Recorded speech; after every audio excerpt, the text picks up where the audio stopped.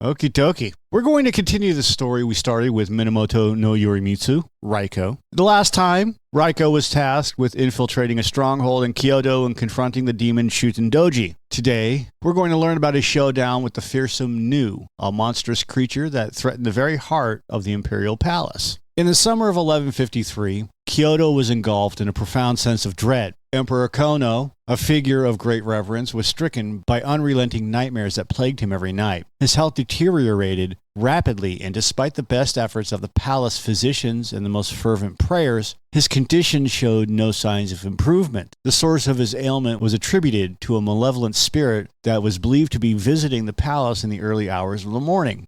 The situation reached a critical point when one stormy night, at about 2 a.m., a fierce tempest descended upon the imperial palace. Lightning struck the roof, setting it ablaze, adding to the chaos and fear that had gripped the court. In desperation, the emperor summoned the legendary samurai, Minamoto Yorimitsu, to confront and eliminate the evil spirit tormenting him. The grand imperial palace, once a beacon of power and serenity, was now engulfed in an ominous shadow of fear and darkness. The bustling court, typically alive with the chatter of advisors, guards, and attendants, had fallen eerily silent. Opulent halls and majestic gardens, the very heart of the empire, were overshadowed by an unspeakable evil. The source of this terror was none other than a creature called the Nu. It was a nightmare born from myth. It had a grotesque blend of features from various animals, and the Nu struck dread into all who glimpsed it. Its head bore the face of a monkey with glinting, malevolent eyes, the powerful striped body of a tiger that moved with a terrifying grace. It had the legs of a tanuki, which is a raccoon dog, which granted the beast an unsettling agility. And most horrifying of all was its tail, a writhing snake that hissed ominously. The very sight of the Nu inspired sheer dread and despair.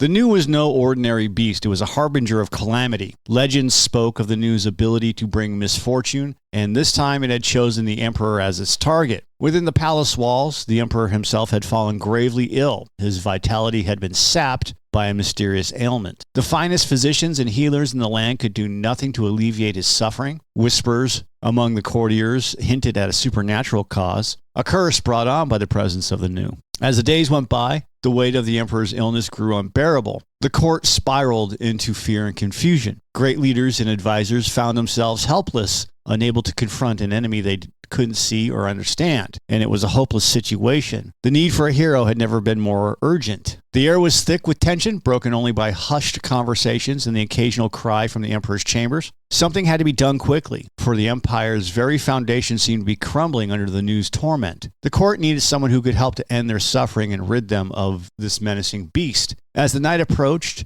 hope began to fade. The palace, usually a beacon of light, was cloaked in darkness. Everyone was on edge, wondering if there was a hero who could rise to this monumental challenge and confront the horror of the Nu and bring peace back to the empire. Enter Raiko and his companion Hayata. His legend had been shaped by tales of bravery, skill, and an unwavering sense of duty. He was summoned by the court and entrusted with the mission of vanquishing the monstrous Nu. Raiko stepped forward. His presence alone rallied the disheartened spirits within the palace walls. The heavy mantle of expectation lay upon his shoulders as the emperor's life was at stake, and with it the stability of the entire court. The pressure was immense, but Raiko's resolve was even greater. As he prepared for the inevitable confrontation, Raiko was not just fighting for the emperor, he was defending the honor and future of the imperial court. The coming battle promised to be harrowing, but Raiko's determination to protect his sovereign and his realm fortified his spirit. As twilight turned to night, tension blanketed the imperial palace. The moon cast an eerie glow over the ground, amplifying the suspense. Raiko stood silently, his senses heightened, every muscle coiled in readiness. He was the palace's final bulwark, the line of defense between the emperor and the malevolent Nu. The Nu, with its sinister composition of mismatched parts, was more than just a grotesque creature. It was a harbinger of despair, a chimera bringing terror wherever it roamed. Its previous attacks had been furtive and swift, a silhouette of dread that struck with the approach of darkness. Tonight, however, Raiko was ready. Clutched in his hand was a formidable bow, alongside an arrow reputed to hold the power to vanquish even the most fearsome foes. With the palace cloaked in oppressive silence, The atmosphere was electric. As the night wore on, an eerie wind began to howl through the palace grounds. This heralded the arrival of a black cloud that loomed ominously above, and then, like a shadow given form, the Nu descended. It appeared on the rooftop with an ominous snarl. Its eyes glinted malevolently in the moonlight, roaming the grounds as if searching for its next victim. Raiku's eyes locked onto the creature, his gaze steady as he pulled back the bowstring, aligning the sacred arrow. He took a steadying breath, and in that instant, time seemed to freeze. All his training, his accumulated wisdom, and the gravity of his mission converged into a singular, focused purpose. The Nu lunged, its monstrous form a blur of teeth and claws. Raiku's response was swift and deadly. The arrow flew, slicing through the night like a bolt of divine judgment, and in the next moment, the Nu's roar was cut short. The arrow had found its mark, embedding itself with unerring precision in the creature's chest. The creature fell, and in that moment of chaos and horror,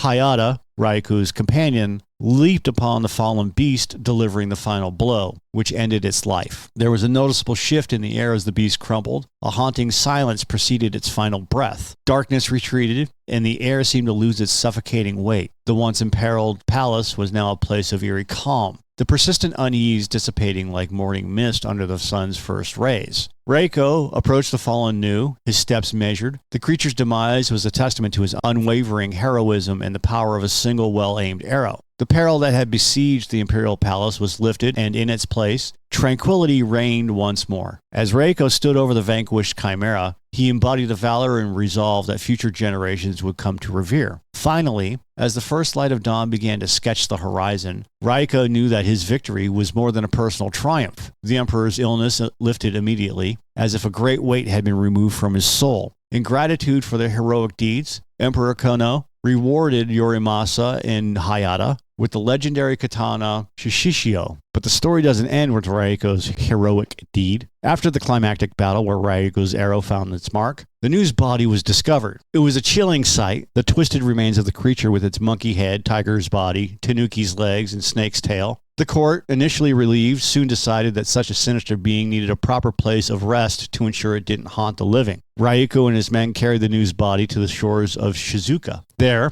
they buried it, hoping to leave behind any lingering malevolence. Over the years, the burial site became known as Nuzuka, translated as New Mound. This mound still stands today, serving as a stark reminder of the peril once faced by the Imperial Palace and the bravery of Raiko. All right, that's all I got for today. Thanks for listening.